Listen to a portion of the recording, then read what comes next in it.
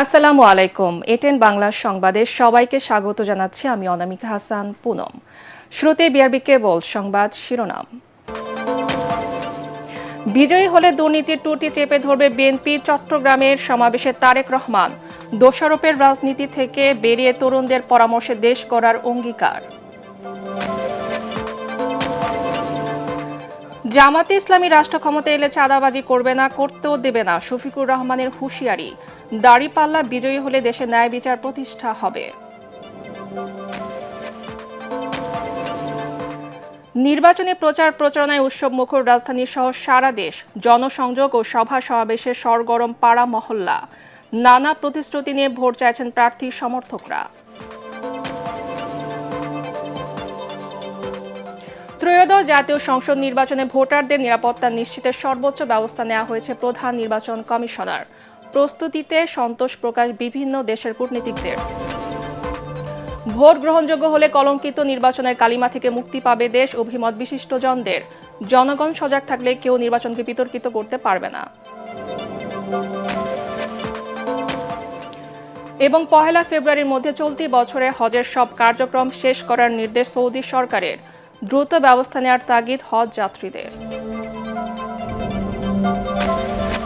শুনছিলেন বিআরবি কেবল সংবাদ শিরোনাম, এবারে বিস্তারিত। সরকার গঠন করলে যে কোনো মূল্যে দুর্নীতির টুটি চেপে ধরার ঘোষণা দিয়েছেন বিএনপি চেয়ারম্যান তারেক রহমান। দুপুরে চট্টগ্রামের পোলো গ্রাউন্ড মাঠের সমাবেশে তিনি এসব কথা বলেন। মানুষের ভোটের কথা বলা, নিরাপদে বেঁচে থাকার অধিকার কেড়ে নেওয়ার ষড়যন্ত্র হচ্ছে বলে অভিযোগ করেন বিএনপি প্রধান। ধানের শীষের উপর বিএনপির উপর দেশবাসীকে আস্থা রাখার আহ্বান জানিয়ে তারেক রহমান বলেন, সকলের প্রত্যাশিত বাংলাদেশ গড়ে তোলা হবে। একই সাথে চট্টগ্রামকে বাণিজ্যিক রাজধানী করার ঘোষণাও দেন। মোহাম্মদ মনিরুজ্জামানের ক্যামেরায় চট্টগ্রাম থেকে বিস্তারিত জানাচ্ছেন মইনুল আহসান। পুণ্যভূমি থেকে বন্দর নগরী, ধানের শীষের ঝান্ডা নিয়ে বিএনপির কাণ্ডারি। তারেক রহমানের চট্টগ্রামে আগমন উৎসবের রং ছড়িয়েছে গোটা শহর, জেলা জুড়ে। তারেক রহমান যখন সভামঞ্চে এলেন, ভর দুপুরে মাথার উপর তপ্ত সূর্য, তীব্র গরম উপেক্ষা করে নেতাকর্মী, উপস্থিত জনতা, স্লোগানের গর্জন ঐতিহাসিক পোলো গ্রাউন্ড জুড়ে।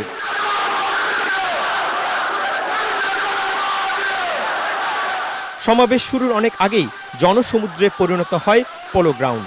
2 দশক পর চট্টগ্রামে তারেক রহমানকে স্বাগত জানাতে দল বেঁধে বিএনপি নেতাকর্মীরা উপস্থিত, রং বেরঙের ব্যানার, ফেস্টুন আর প্রিয় প্রতীক ধানের শীষ হাতে।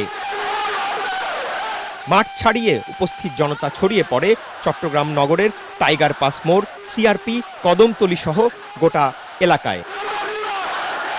স্থানীয় আর কেন্দ্রীয় নেতাদের পর বক্তব্য রাখতে গিয়ে তারেক রহমান বলেন, প্রতিশোধ, প্রতিহিংসা আর সমালোচনার রাজনীতির পরিবর্তন আনতে চায় বিএনপি। আমরা যদি সমালোচনা করার স্বার্থেই যদি সমালোচনা করে দেশের সাধারণ মানুষের কি তাতে কোনো উপকার হবে? উপকার হবে না। আমরা যদি শুধু সমালোচনা করার অর্থে শুধু সমালোচনাই করি, দেশের মানুষের পেট ভরবে? পেট ভরবে না। প্রিয় ভাই বোনেরা, বিএনপি একমাত্র রাজনৈতিক দল যারা যতবার সরকারে ছিল এই দেশের মানুষের ভাগ্যের পরিবর্তনের জন্য কাজ করেছে। তারা দুর্নীতিকে বাংলাদেশের অগ্রযাত্রার প্রধান বাধা উল্লেখ করে তিনি বলেন, জনগণের ভোটে সরকার গঠন করতে পারলে দুর্নীতি, অনিয়ম, অপরাধ করলে কাউকে ছাড় দেয়া হবে না। আজ এই দেশের জনগণ, এই দেশের মানুষ যদি বিএনপির পাশে থাকে, ইনশাআল্লাহ আগামী দিনে আমরা একইভাবে কঠোর হস্তে দেশের আইন শৃঙ্খলাকে নিয়ন্ত্রণ করব, যাতে দেশের সাধারণ মানুষ, খেটে খাওয়া মানুষ যাতে করে নির্বিঘ্নে জীবিকা নির্বাহ করতে পারে। প্রিয় ভাই বোনেরা, আমরা যতই পরিকল্পনা গ্রহণ করি, আরেকটি বিষয় আছে, যদি সেই বিষয়টিকে আমরা নিয়ন্ত্রণ না করি তাহলে আমাদের কোনো পরিকল্পনা সফল হবে না। একমাত্র বিএনপির পক্ষেই সম্ভব সেই বিষয়টিকে নিয়ন্ত্রণ করা, এবং সেটি হলো দুর্নীতি। যে কোনো মূল্যে আগামী বিএনপি সরকার দুর্নীতির টুটি চেপে ধরবে। এই দুটি হচ্ছে আমাদের কমিটমেন্ট এই দেশের মানুষের কাছে। এখনো ভোট সহ মানুষের গণতান্ত্রিক অধিকার কেড়ে নিতে নানা ষড়যন্ত্র হচ্ছে উল্লেখ করে সবাইকে সতর্ক থাকার আহ্বান জানান বিএনপি প্রধান। 15 বছর যেভাবে আপনাদের রাজনৈতিক এবং অর্থনৈতিক অধিকার ছিনিয়ে নেওয়া হয়েছিল, সেরকম একটি ষড়যন্ত্র আবারও শুরু হয়েছে। আপনাদের প্রতি আমার আহ্বান, এই ষড়যন্ত্র সম্পর্কে সকালে সজাগ থাকবেন, সতর্ক থাকবেন, যাতে আবার আপনাদের অধিকার কেউ ছিনিয়ে নিতে না পারে। সরকার গঠন করতে পারলে যত দ্রুত সম্ভব চট্টগ্রামকে বাণিজ্যিক রাজধানী করার ঘোষণা দেন তারেক রহমান। ইনশাআল্লাহ 12 তারিখে এদেরকে জয়যুক্ত করবেন, যাতে আপনার জীবনকে আপনি নিরাপদ করতে পারেন। পরে ফেনী পাইলট স্কুল মাঠে সমাবেশের উদ্দেশ্যে রওনা দেন বিএনপি চেয়ারম্যান। চট্টগ্রামকে বিএনপির ঘাঁটি উল্লেখ করে তারেক রহমান আগামী 12ই ফেব্রুয়ারি ধানের শীষে ভোট দিতে সবার প্রতি আহ্বান জানালেন।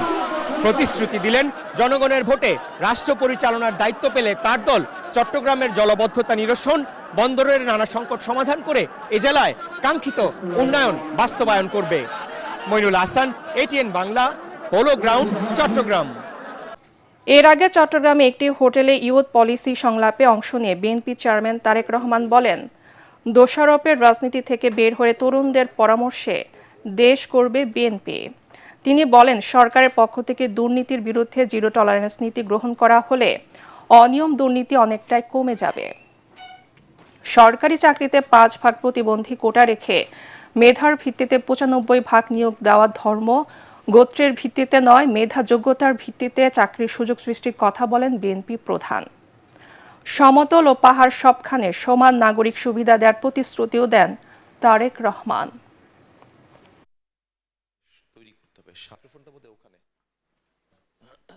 আমাদের পলিটিশিয়ান এবং পলিসি মেকাররা এই বিষয়ে খুব বেশি, আমাদের যে ওয়ার্ক ফোর্স অর্থাৎ আপনারা করবে, আই এম শিওর আপনারা, আমাদের যে ওয়ার্ক ফোর্স অর্থাৎ আপনারা বিভিন্ন সেক্টরে, এই ওয়ার্ক ফোর্সটার সুবিধাটা আমরা পাবো আগামী 15 থেকে ম্যাক্সিমাম 20 বছর পর্যন্ত। আমরা কিভাবে আপনাদের চিন্তা অনুযায়ী বাংলাদেশটাকে আমরা কিভাবে আগামী দিন সাজাতে চাই, আমাদের যেটা পরিকল্পনার মধ্যে আছে। হ্যাঁ, আমাদের দেশে ব্যাংক লোনের ক্ষেত্রে অনেক ডিফিকাল্টিজ আছে, খুব সহজে যে ব্যাংক লোন পাওয়া যায় নট দ্যাট।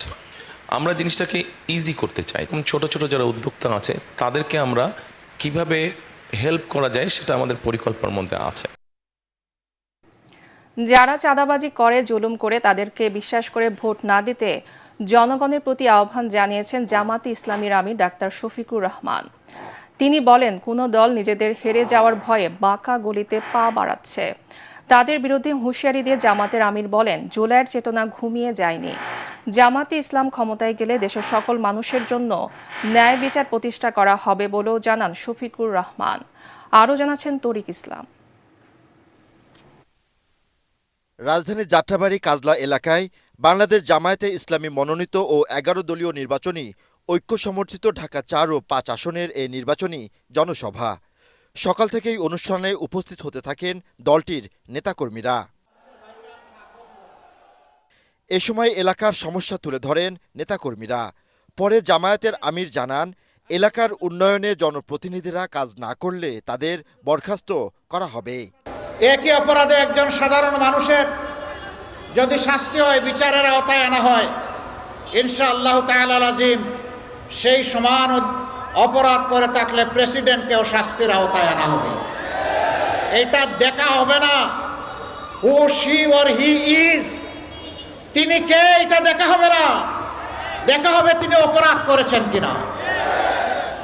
মামা খালুরা কিছুই করতে পারবে না, ভারী পকেট দিয়ে আপনি পার পাবেন না, মাস্তানি করে আপনি বিচারের হাত থেকে রেহাই পাবেন না। সে বিচার নিশ্চিত করা হবে ইনশাআল্লাহ। এ সময় চাঁদাবাজদের বিশ্বাস না করতে ভোটারদের প্রতি আহ্বান জানান জামায়াতের আমির।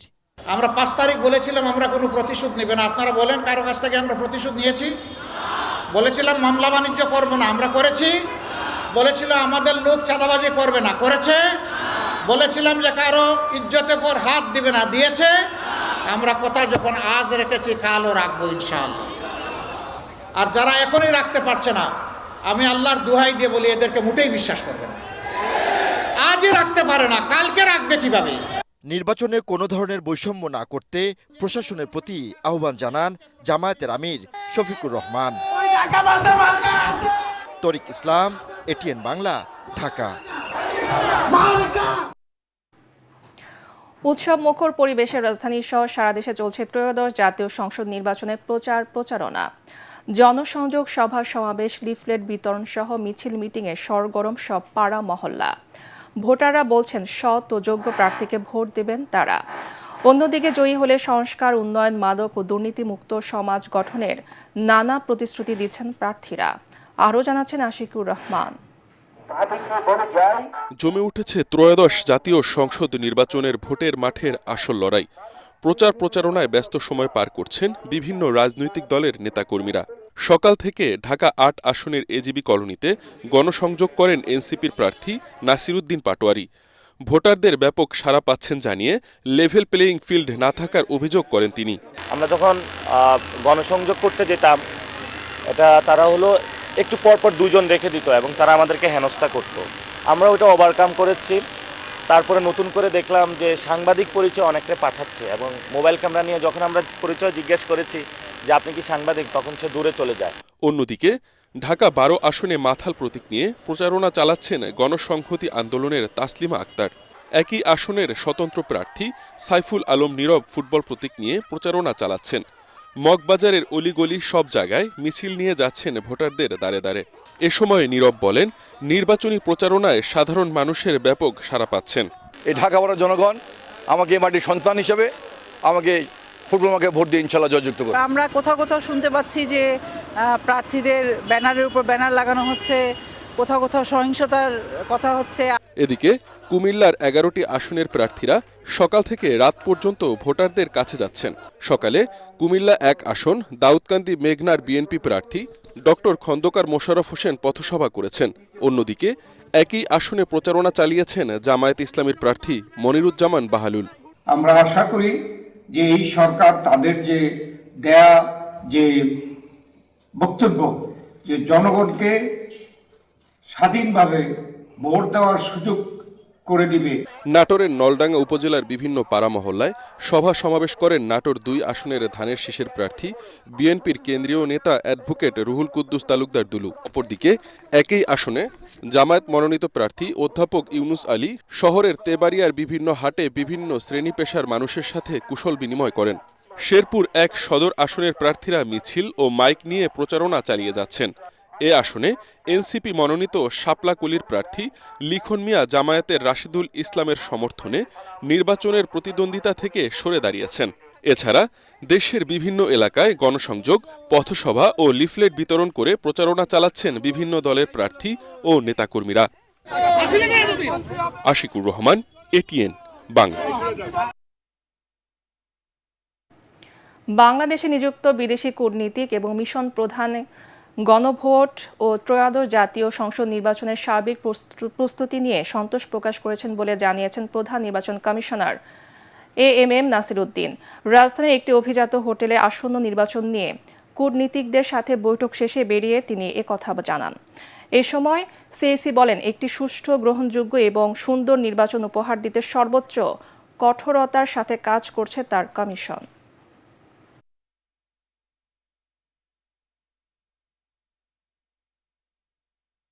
আমরা চাই যে একটা মোস্ট ট্রান্সপারেন্ট একটা ইলেকশন, ক্রেডিবল একটা ইলেকশন, যাতে এখানে কোনো লুকোচুরির কোনো ব্যাপার নাই। এদেরকে আমরা বুঝিয়েছি, সেটা তারা অ্যাপ্রিসিয়েট করেছে। যাদের সাথে আমরা কথা বলেছি অ্যাম্বাসেডাররা, দে আর ভেরি হ্যাপি যে আমরা যে কাজ করেছি, তারা অত্যন্ত খুশি এবং তারা আস্থাশীল যে আমরা ইনশাল্লাহ একটা ক্রেডিবল ইলেকশন আমরা ইনশাল্লাহ উপহার দিতে পারবো। নির্বাচন কমিশন ও সরকারের ভূমিকার পাশাপাশি জনগণ সজাগ থাকলে কেউ নির্বাচনকে বিতর্কিত করতে পারবেন না বলে মনে করেন সাবেক বিচারপতি এম এ মতিন। রাজধানীর এফডিসিতে এক বিতর্ক প্রতিযোগিতায় তিনি কথা বলেন। এবার নির্বাচন গ্রহণযোগ্য হলে জাতি আগের কলঙ্কিত নির্বাচনের কালিমা থেকে মুক্তি পাবে বলে মন্তব্য করেন ডিবেট ফর ডেমোক্রেসির চেয়ারম্যান হাসান আহমেদ চৌধুরী কিরণ। ইমদাদুল্লাহ বাবুর রিপোর্ট। পর্দা উঠল ডিবেট ফর ডেমোক্রেসির আয়োজনে সপ্তাহব্যাপী নির্বাচনী বিতর্ক প্রতিযোগিতার। রোববার গণভোট ও সংসদ নির্বাচন সুষ্ঠু করতে কমিশনের ভূমিকা নিয়ে অনুষ্ঠিত হয় বিতর্ক। বাংলাদেশে আর কোনো বিনা ভোটের নির্বাচন হোক, সরকারের দায়ভারটা সবচেয়ে বেশি প্রধান। এতে প্রধান অতিথি সাবেক বিচারপতি এম এ মতিন বলেন, দেশের সংস্কার এবং গণতন্ত্র পুনরুদ্ধারে এই নির্বাচন খুবই তাৎপর্যপূর্ণ। এই ইলেকশনে হাবুট ফিল করে তাহলে কি হবে যে দীর্ঘদিন আকাঙ্ক্ষা মানুষের যেটা আপার হাউস থাকবে ওইটা কিন্তু মানুষ আর পাবে না। হয়তো ইলেকশনে 300 আসনে জয়ী হবে কিন্তু ওই ধারণাটা বেঁচতে যাবে। এ সময় সভাপতির বক্তব্যে ডিবেট ফর ডেমোক্রেসির চেয়ারম্যান হাসান আহমেদ চৌধুরী কিরণ বলেন, দেশি বিদেশি পরাজিত শক্তি এই নির্বাচন ব্যর্থ করার অপচেষ্টা করছে, যা জনগণ সফল হতে দেবে না। জাতীয় সংসদ নির্বাচনে যারা অংশগ্রহণ করতে পারছে না তারা কিন্তু বিভিন্নভাবে এই আসন্ন জাতীয় সংসদ নির্বাচন গণভোটকে ভণ্ডুল করবার জন্য, গণভোটকে বিতর্কিত করবার জন্য নানা রকম ভাবে তারা তাদের অপতৎপরতা ব্যস্ত রয়েছে। আমরা আশা করব যে আমাদের যে বর্তমানে যে দলগুলো জাতীয় নির্বাচনে অংশগ্রহণ করছে তারা, যারা ভোটাররা রয়েছেন, প্রার্থীরা রয়েছেন, সরকার এবং নির্বাচন কমিশন প্রত্যেকেই কিন্তু এই বিষয়ে তারা সোচ্চার থাকতে হবে। অনুষ্ঠানে অবাধ, সুষ্ঠু ও অংশগ্রহণমূলক নির্বাচন করতে কমিশন এবং প্রশাসনকে কঠোর ভূমিকা পালনের আহ্বান জানান তারা। আমরা নির্বাচনকে যদি সুষ্ঠু করতে পারি তাহলে কিন্তু আমরা আমাদের কলঙ্ক থেকে মুক্ত পাবো। আমরা যে নির্বাচন নিয়ে যে আমাদের বাংলাদেশের দেশে বিদেশে যে ধরনের বাংলাদেশকে নিয়ে সমালোচনা হয়েছে সেই কলঙ্ক থেকে জাতি মুক্তি পাবে যদি আসন্ন জাতীয় সংসদ নির্বাচন এবং আমরা গণভোটকে সুষ্ঠু সুন্দরভাবে করতে পারি। তাহলে কিন্তু আমরা নির্বাচনের যে কলঙ্ক আমাদের কপালে তিলক লাগিয়ে দিয়ে গেছে বিগত 3-4টি নির্বাচন, সেই কলঙ্ক থেকে কিন্তু বাংলাদেশ বেরিয়ে আসতে পারবে না। আওয়ামী লীগকে কনসিডারেশন করছেন না কেন? আমাদের কেসগুলির কোনো ফয়সালা হয় নাই এখনো, তো এইগুলি বিচার আগে আমরা কি করে করবো? আমরা যে করবো না তো না, আমরা এগুলি হোক তারপরে আমরা অবশ্যই করবো। মানুষ যদি সজাগ হয় তাইলে ইলেকশন রিগ করার চেষ্টাই করবে না, কেউ সাহস করবে না। মানুষ যদি যত ভোটার দেবলি না আমরা যাবো না, রেজাল্ট না হওয়া পর্যন্ত আমরা মাঠে থাকবো, আমরা ওয়াচ করবো যে কোনো টাকা পয়সার লেনদেন হয় কিনা। প্রতিযোগিতায় তেজগাঁও কলেজকে হারিয়ে বেসরকারি স্টেট ইউনিভার্সিটি অব বাংলাদেশের বিতার্কিকরা বিজয়ী হন। ইমদাদুল্লাহ বাবু, ATN বাংলা, ঢাকা। আদালতের আদেশ অমান্য করায় প্রধান নির্বাচন কমিশনার AMM নাসির উদ্দিনের বিরুদ্ধে কেন শাস্তিমূলক ব্যবস্থা গ্রহণ করা হবে না তা জানতে চেয়ে রুল জারি করেছে হাইকোর্ট। বিচারপতি ফাহমিদা কাদেরের নেতৃত্বাধীন হাইকোর্টের দ্বৈত বেঞ্চ এই আদেশ দেন।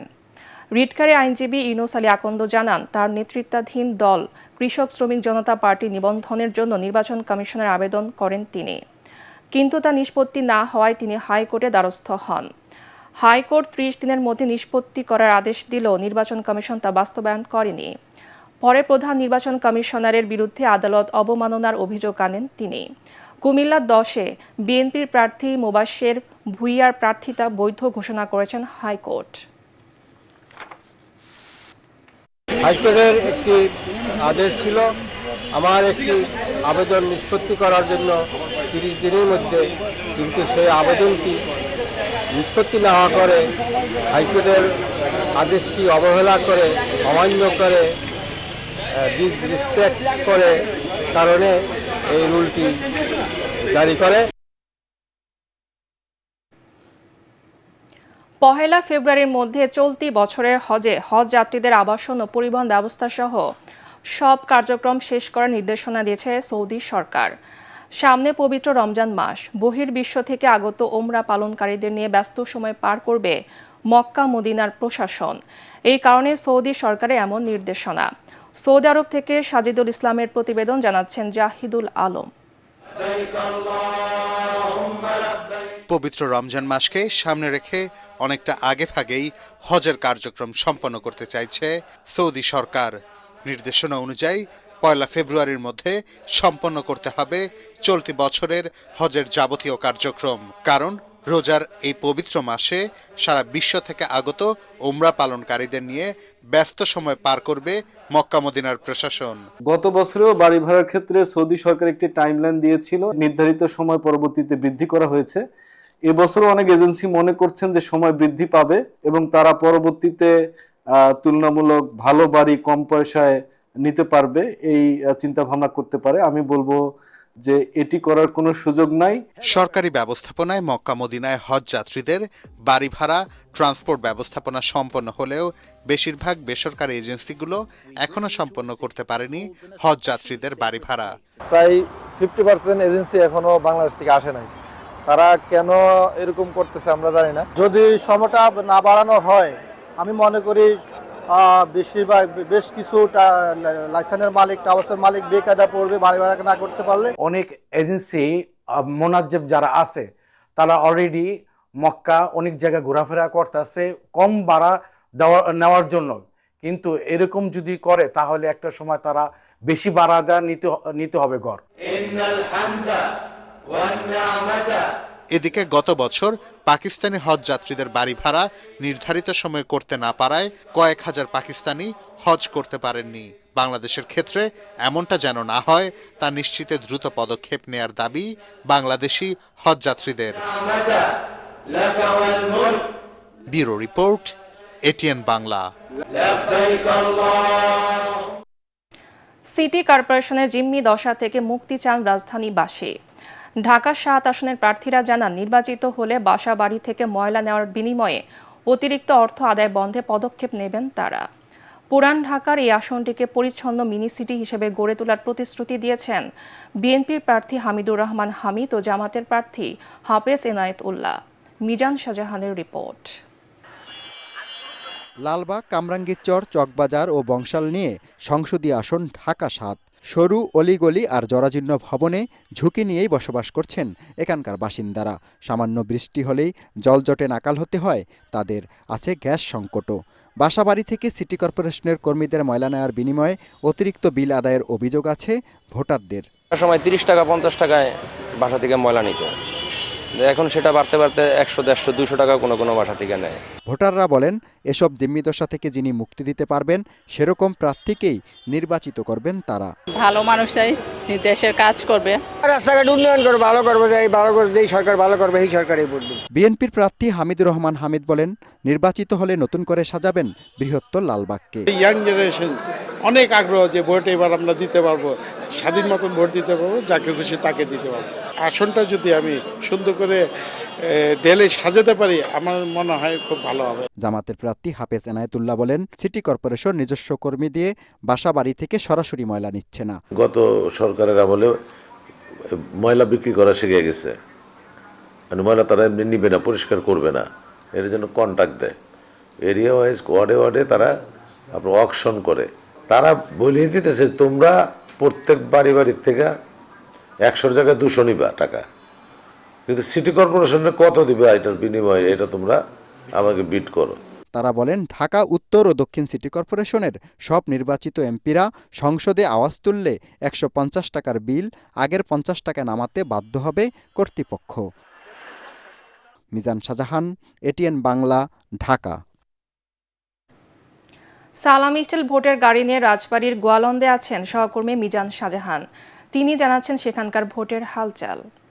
সালামি স্টিল ভোটের গাড়ি নিয়ে আমরা এখন আছি রাজবাড়ীতে। রাজবাড়ী এবং গোয়ালন্দ নিয়ে সংসদীয় আসন রাজবাড়ী 1। এখানে বিএনপির মনোনয়ন পেয়েছেন সাবেক সংসদ সদস্য আলী নাওয়াজ মাহমুদ খৈয়াম, অপরদিকে জামাতের প্রার্থী হিসাবে রয়েছেন অ্যাডভোকেট নুরুল ইসলাম। এখানকার ভোটারদের সঙ্গে আমরা কথা বলে যেটি বুঝতে পেরেছি, তারা বলছেন যে এখানে ভালো কোনো চিকিৎসা ব্যবস্থা নেই, এজন্য সামান্য অসুস্থ হয়ে জেলা সদর হাসপাতালে গেলেই তাদের রেফার করে দেওয়া হয় ফরিদপুর মেডিকেল কলেজ হাসপাতালে, না হয় ঢাকাতে। কিন্তু যেহেতু এখান দিয়ে কোনো সেতু নেই, পদ্মা পার হয়ে ফেরি পার হয়ে যেতে তাদেরকে নানা ভোগান্তির শিকার হতে হয়। এই কারণে এখানকার ভোটাররা বলছেন যে দ্বিতীয় পদ্মা সেতু যদি নির্মাণ করা যায় তাহলে তাদের এই ভোগান্তি অনেকাংশে কমে আসবে। আমি এই মুহূর্তে কথা বলবো আমাদের এটিএন বাংলার রাজবাড়ী জেলা প্রতিনিধি লিটন চক্রবর্তীর সঙ্গে। আমরা জানি যে এই আসনে জামাত, বিএনপি এবং অন্যান্য দলের প্রার্থী রয়েছে, ভোটের হিসেব নিকেশ আপনি কেমন দেখছেন? এখানে রাজবাড়ীতে যে কয়েকজন প্রার্থী রয়েছে এর মধ্যে বিএনপি আর জামাতের মধ্যেই মূল প্রতিদ্বন্দ্বিতা হবে বলে ধারণা করা হচ্ছে। তবে নির্বাচন পর্যন্ত আমাদের অপেক্ষায় থাকতে হবে কে বিজয়ী হয়। আপনারা যেমনটা শুনলেন যে আমাদের সহকর্মী বললেন যে কি হয় তা দেখার জন্য 12 ফেব্রুয়ারি পর্যন্ত অপেক্ষা করতে হবে, কারণ ভোটাররা এবার কাকে বেছে নেবেন, তারা কি দল দেখে ভোট দেবেন নাকি যোগ্য প্রার্থীকে ভোট দেবেন তা দেখার জন্য অবশ্যই অপেক্ষা করতে হবে। সালামি স্টিল ভোটের গাড়ি নিয়ে এই মুহূর্তে ছিল আমার কাছে সবশেষ খবর। আওয়ামী লীগ অতীতে যে অপকর্ম করেছেন, বিএনপির নেতাকর্মীরা এ ধরনের কর্মকাণ্ডে জড়ালে তাদের বিরুদ্ধে কঠোর ব্যবস্থা নেওয়ার হুঁশিয়ারি দিয়েছেন বিএনপি মহাসচিব ও ঠাকুরগাঁও 1 আসনে ধানের শীষের প্রার্থী মির্জা ফখরুল ইসলাম আলমগীর। ঠাকুরগাঁয়ে নির্বাচনী জনসংযোগ ও পথসভায় বিএনপি মহাসচিব এই কথা বলেন। এ সময় মির্জা ফখরুল বলেন, বিগত 3টি নির্বাচনে দেশে কোনো ভোট হয়নি। শেখ হাসিনার আমলে সাংবাদিক সহ কেউ কথা বলতে পারেনি। বিএনপি বিজয়ী হলে মানুষের অধিকার ফিরে আসবে। এ সময় জেলা বিএনপির বিভিন্ন অঙ্গ সংগঠনের নেতৃবৃন্দ ও সাংবাদিকরা উপস্থিত ছিলেন।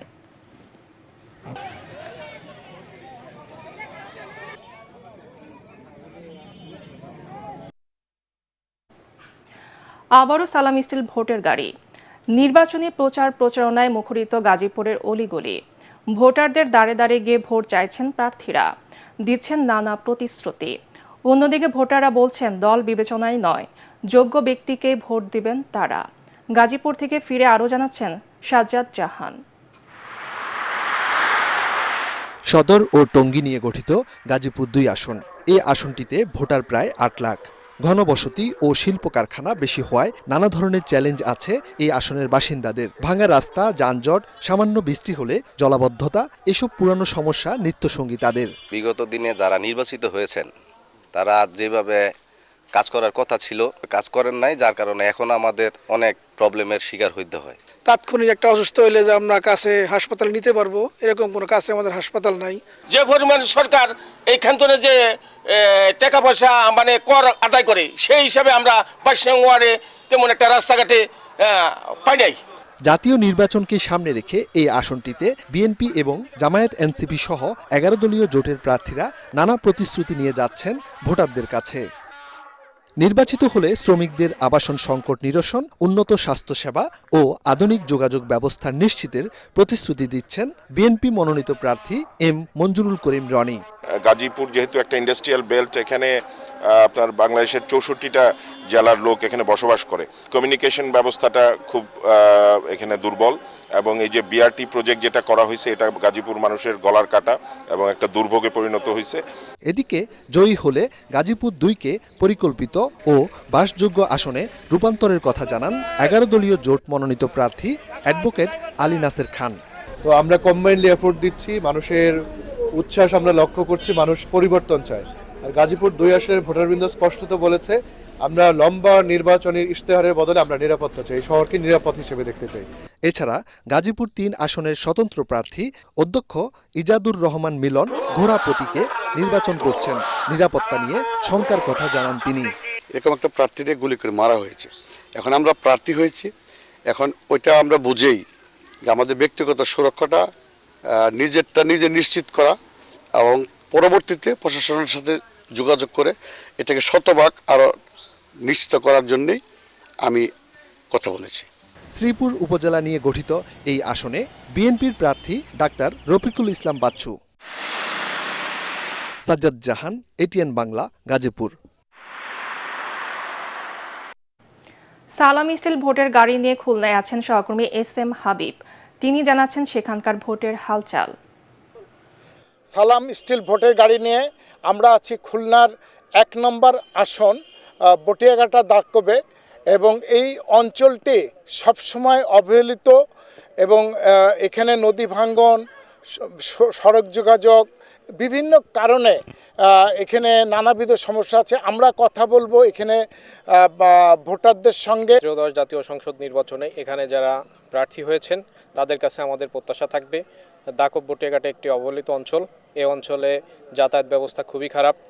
এরপরে সুপেয় পানি, আমাদের প্রত্যন্ত অঞ্চলে সুপেয় পানির খুবই অভাব, যেখানে আমরা পানি পাওয়া যায় না, বাইরে থেকে অনেক দূর থেকে পানি নিয়ে আসতে হয়। নদী ভাঙন, দাগকবে নদী ভাঙন একটি বড় সমস্যা। এই নদী ভাঙনের স্থায়ীভাবে সমাধান করার জন্য আমি জোর দাবি জানাবো। আমাদের দাগকব এবং বটিয়াঘাটায় এই যে সমস্যাগুলো আছে, এই সমস্যাগুলো যারাই সমাধান করতে পারবে, এই দাগকব বটিয়াঘাটার সাধারণ মানুষ তাকেই বেছে নেবে। আমরা যেটা শুনছিলাম ভোটারের কাছ থেকে, আসলে এখানে বেকারত্ব একটি বড় সমস্যা।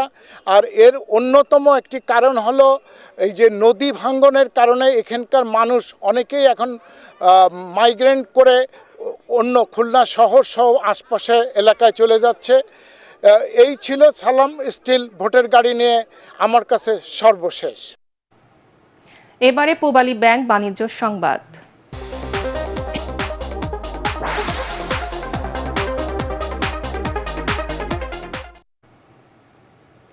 স্বল্প খরচ ও কম পরিশ্রমে অধিক ফলন এবং বাজারে ভালো দাম পাওয়ায় শেরপুরের চরাঞ্চলে দিন দিন বাদাম চাষে আগ্রহ বাড়ছে কৃষকদের।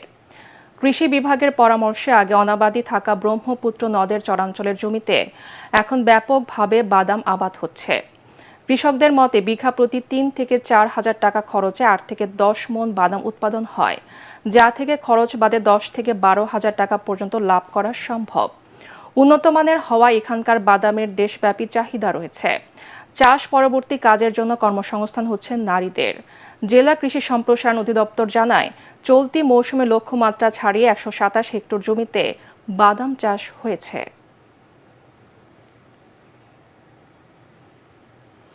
এবারের সন্ধানী লাইফ ইন্স্যুরেন্স আন্তর্জাতিক সংবাদ।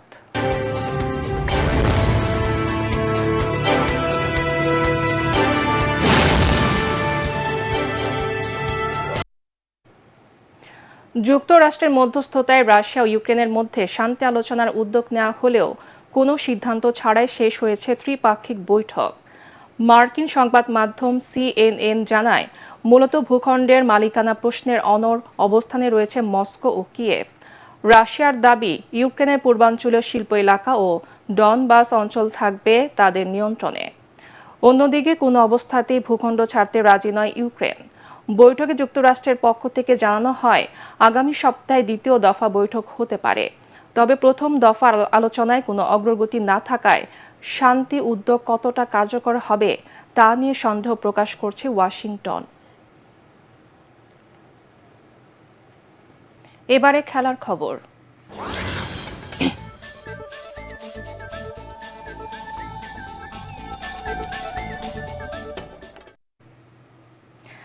আরও একটি সাফ শিরোপা জিতল বাংলাদেশের মেয়েরা। দক্ষিণ এশিয়ান ফুটবল ফেডারেশন এবারই প্রথম নারী ও পুরুষ ফুটসাল টুর্নামেন্ট আয়োজন করে। অভিষেক আসরে বাংলাদেশ নারী ফুটসাল দল চ্যাম্পিয়ন হয়েছে।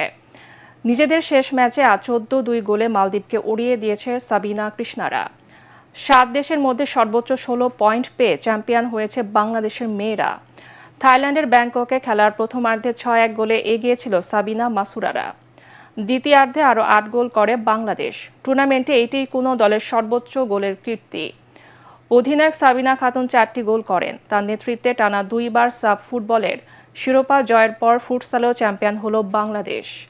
অথচ জাতীয় নারী দলের কোচ পিটার বাটলার সাবিনাকে প্রাথমিক ক্যাম্পেও রাখেননি।